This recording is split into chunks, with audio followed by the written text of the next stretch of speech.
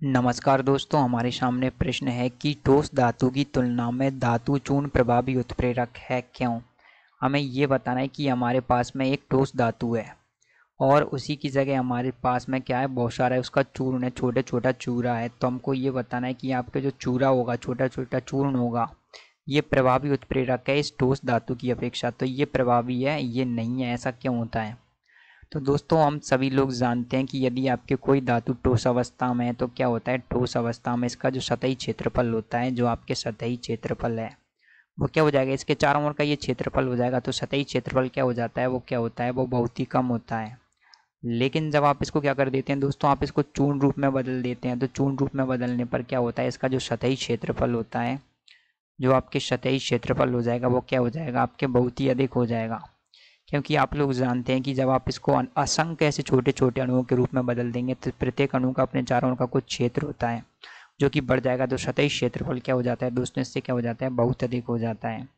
जब आपके जो सतह का क्षेत्रफल होता है वो बहुत अधिक हो जाता है चूर्ण रूप में, तो क्या होता है आपके, हम लोग जानते हैं कि जितना अधिक क्षेत्रफल होगा, जितना अधिक क्षेत्रफल होगा उतना ही अधिक अधिशोषण होगा। तो हम लोग जानते हैं कि अधिशोषण ही क्या करता है, आपके जो पदार्थ होगा उसका अधिशोषण होगा, और अधिशोषण आपके उत्प्रेरक के तौर पर काम करने के लिए जो पदार्थ का अधिशोषण होना आवश्यक है। तो अधिशोषण समानुपाती होता है आपके सतही क्षेत्रफल के समानुपाती होता है, ये क्षेत्रफल के। तो जितना अधिक आपके सतही क्षेत्रफल है उतना ही अधिक आपके अधिशोषण होगा। तो अधिशोषण अधिक होने पर क्या होता है, आपकी कोई भी धातु है वो क्या होगी, आपके एक उत्प्रेरक के तौर पर बहुत ही बेहतरीन तरीके से काम करेगी। तो जो उत्प्रेरक होगी उसकी जो क्षमता होगी क्या हो जाएगी दोस्तों, वो बढ़ जाएगी। उत्प्रेरक की क्षमता बढ़ जाएगी, वो बहुत जल्दी काम करने लगेगा। तो यही रीज़न होता है कि आपकी जो कोई धातु है वो क्या होगी, ठोस अवस्था में होती है तो हम क्या करते हैं, उसको चूर्ण रूप में बदल देते हैं। जो आपका ठोस होगी तो ठोस को क्या कर देंगे, आप चूर्ण में बदल देंगे।